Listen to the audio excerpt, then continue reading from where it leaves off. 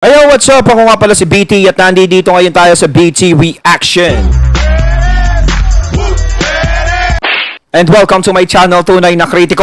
At meron tayong panonooring video ngayon. Ito po ay nagbula kay Showbiz Chikadoro. Sa mga hindi pa po nakakabisita sa channel ni Showbiz Chikadoro, bisita na po kayo mga katunay. At kung hindi pa kayo nakakapag-subscribe, subscribe na rin po kayo mga katunay kay Showbiz Chikadoro. At syempre, huwag nyo rin po sana kalimutan na mag-subscribe dito sa channel ko sa Tunay na Kritiko. Sa mga hindi pa nakakapag-subscribe, and click the notification bell para maging updated po kayo sa mga reaction videos na aking ilalabas. At huwag na natin pagtagalin at sabay-sabay na nating panoorin ang laman ng video na hatid sa atin ni Showbiz Chikadoro at bibigyan natin ng reaksyon.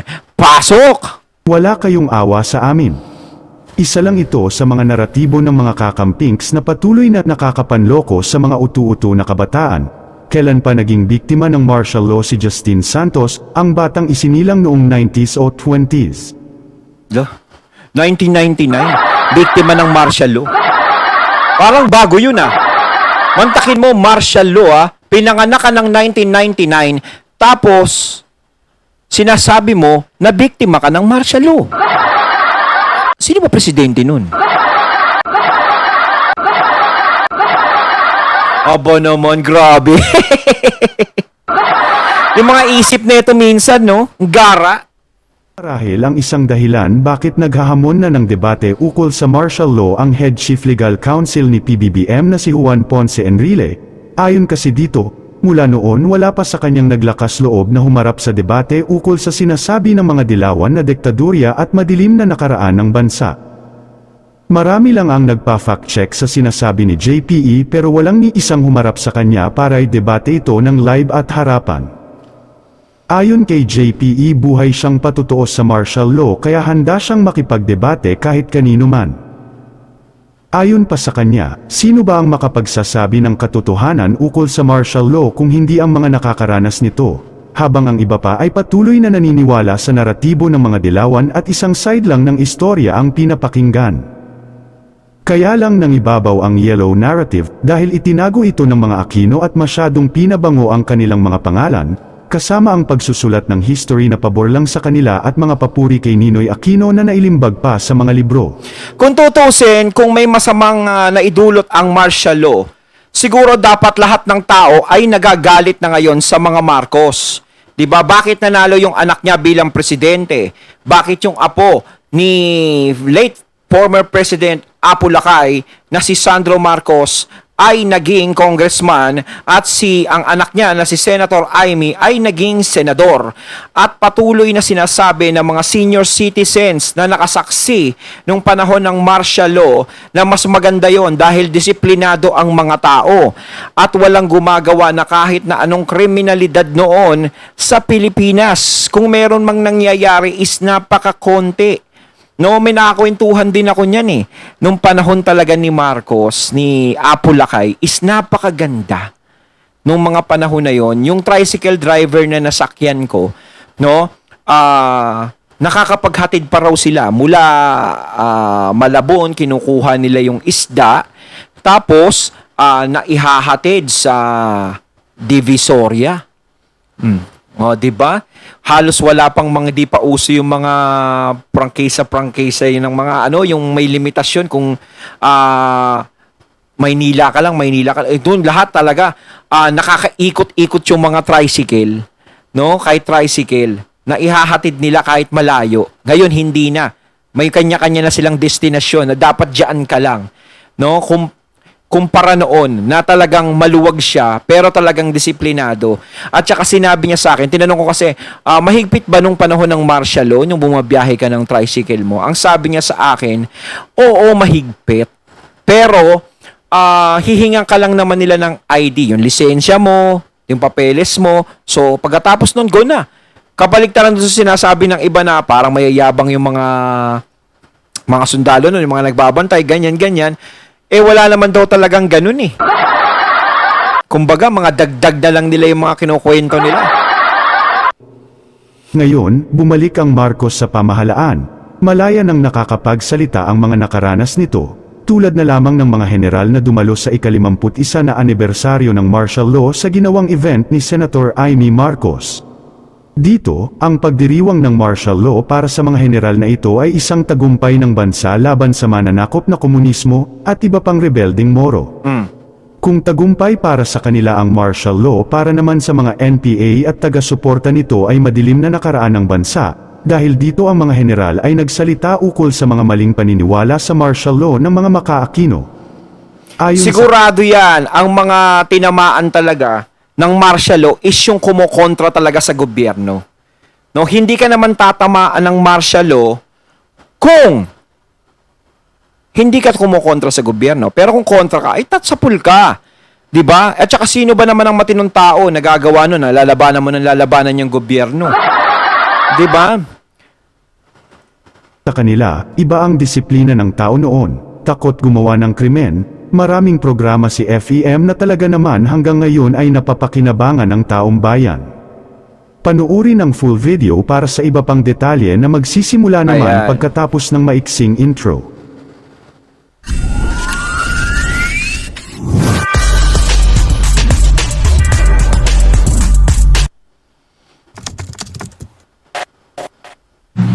I would like to have our people work on. It was mentioned by Gerald de los Santos. We should have more discipline, which was at the onset of martial law. There was much discipline, there was much order. So the Filipino nation will just stick together and be disciplined. We may come out better as a nation. Thank you. Ayan na sinasabi niya, no, na may disiplina nung panahon ng martial law, no? Talagang pinapatunayan nila yung mga ganyang edad umabot ng martial law 'yan. Pero ewan ko ba doon sa nagsalita noong 1999? Grabe, doon ka pinanganak. Tapos sabihin mo inabutan mo yung martial law. Isang pitik na lang year 2000 na. 'Di ba millennial style na? Oh. Concerned, let us just give an example what is happening in Clark and in Subic. Doon sa Clark o sa Subic, kung papasok ka doon, very strict ang mga traffic enforcers. At sumusunod, yung mga kahit Pilipino or foreigner, sumusunod. Pero that same Pilipino, pag lumabas na doon, hindi na sumusunod sa traffic. Kanya-kanya na. In other words, nasa simple disciplinary action, and so far as dapat sigurado rin na ma-enforce yan by way of ensuring that whoever violates the law get punished and get arrested and be punished. Yun lang po. General Speron, any misconception po about martial law and its implementation na gusto nyo pong maklaro, itama, at maalala ng mga Pilipino ngayon at sa kinabukasan tungkol po sa storya ng martial law? May mga misconceptions na ang martial law natin ay kumitil sa freedom. Kumitil sa freedom. Tulad ng mga nagsarang mga dyaryo o telebisyon. O kaya yung basta-basta ka na lang magsalita.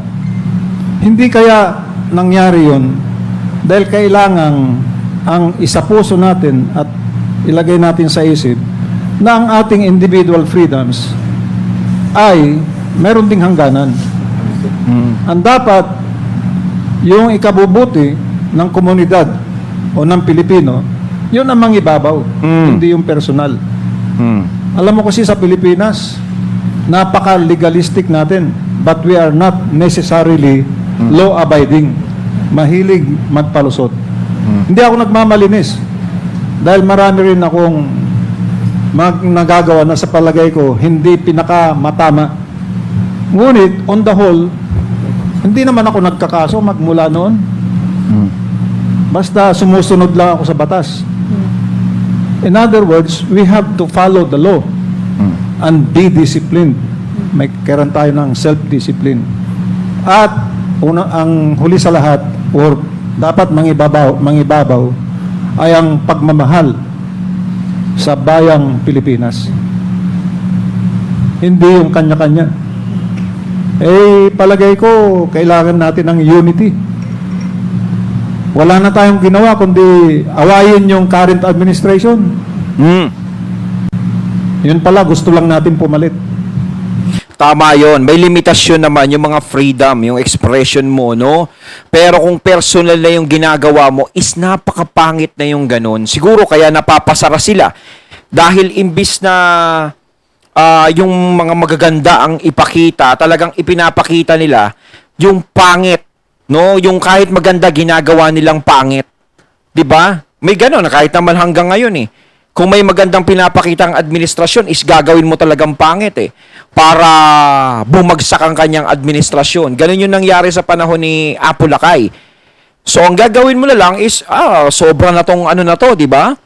Sobrang paninira na to. No, imbis na irespeto mo yung administrasyon, ginaganyan mo, eh di talagang masasara sila. Oh, pero kung ayos naman ang ginagawa nila, siguro pwede naman nilang punahin, pero hindi naman ganon. No, parang pinepersonal na, gaya nga ng sabi ni Sir, no, ni General, no, na parang personal na kailangan yung pagmamahal. Or talagang may nag-uutos na talagang pabagsakin yung administrasyon na yan. Ganto, sabihin mo, ganto, ganyan, ganto yung nakikita natin. Kumbaga yung sulsul talaga ang pinakamasama eh. Yan talaga ang demonyo sa buhay ng tao, yung sulsul. O di magantay muna kayo. Total ang election sa 2025 pa naman. At saka 2028. Huwag yung isang taon pa lang eh, ang dami ng kasalanan. May kasalanan siguro, pero mayroon bang perfecto na administration? Pagbibigyan natin.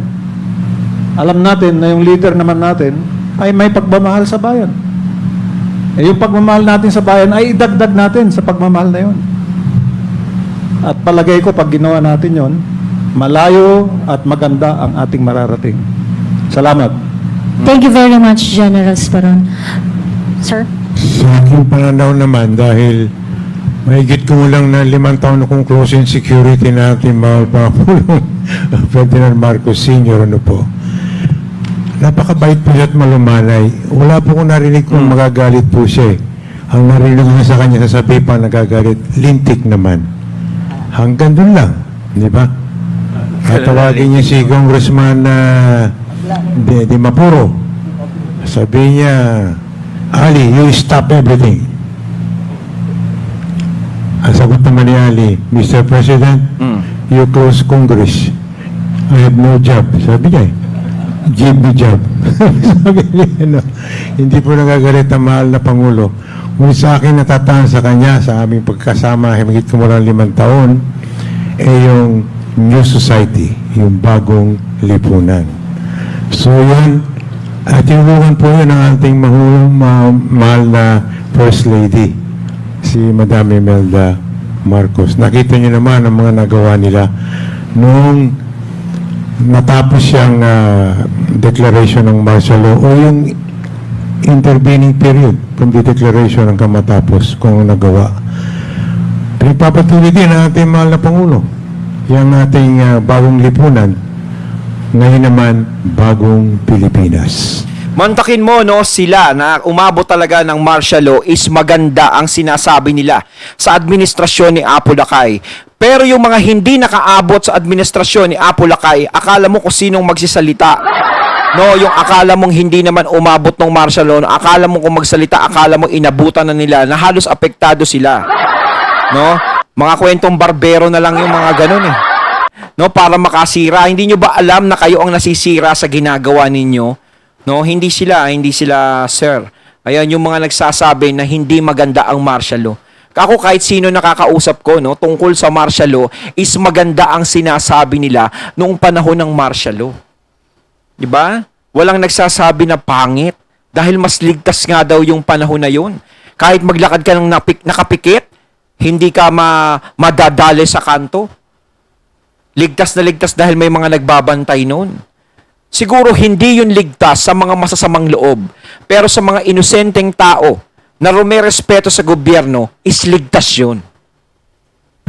So, yun po, ang aking masasabi po dyan, ang inaagad po natin ay yung pagkakaisa ng ating mamamayan at ipagdasal natin ang ating bansang Pilipinas at ang ating mga kababayan Pilipino.